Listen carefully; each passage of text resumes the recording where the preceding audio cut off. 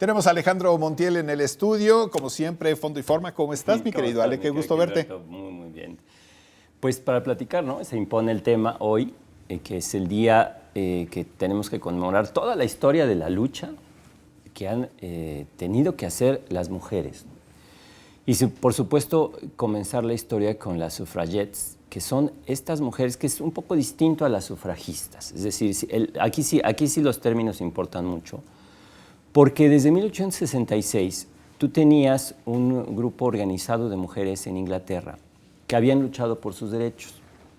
Entonces, digamos que siguen luchando durante muchas décadas, pero realmente nunca les hacen caso. Es decir, pasan 1870, 1890, y entonces, ya en el siglo XX, por ahí de 1903, 1902, ahí estamos viendo precisamente imágenes de las suffragettes, son los primeros disturbios que ellas, por supuesto, conscientemente provocan. Eso también es bien interesante hoy y es un tema, yo sé que para mucha gente muy difícil, también muy delicado, pero las suffragettes precisamente se escinden, se separan de las sufragistas, porque las sufragistas, digamos, quieren seguir dialogando y las suffragettes le dicen, a ver, hemos estado dialogando 50 años o 40 años y no nos hacen caso.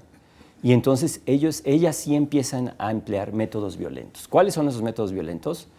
Para antes y para ahora. Por ejemplo, se encadenan en Buckingham, en el Palacio de Buckingham, ponen bombas en muchos lugares, ¿sí? Toman ladrillos y rompen los cristales de los principales edificios de gobierno.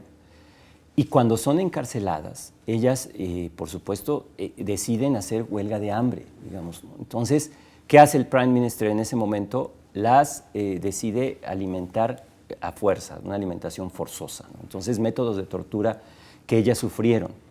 Ahora, se discute mucho, ¿no? Sin estos métodos violentos, ellas hubiesen logrado el reconocimiento que tuvieron. Yo creo que no. Yo creo que sí, finalmente, estos métodos violentos tuvieron mucho impacto, ¿no? También ellas hicieron otra cosa muy interesante, que es pedirle a los reporteros en ese momento ya acompañarlas a todas las manifestaciones, de tal manera que sí hay mucho testimonio, como lo estamos viendo, mucho testimonio gráfico ya en ese momento, ¿no? Hay una escena muy fuerte que inclusive está captada en film en ese momento, cuando una suffragette sí trata de poner, algunos dicen que un banderín en un caballo de carreras y muere prácticamente aplastada por el caballo. Entonces, bueno, la lucha se prolonga y lo que viene a cambiar la historia es que la entrada de la guerra, 1914, 1918, Primera Guerra Mundial, y entonces ahí las mujeres son integradas de lleno a la producción de municiones, de todos los pertrechos que se necesitaban para la guerra.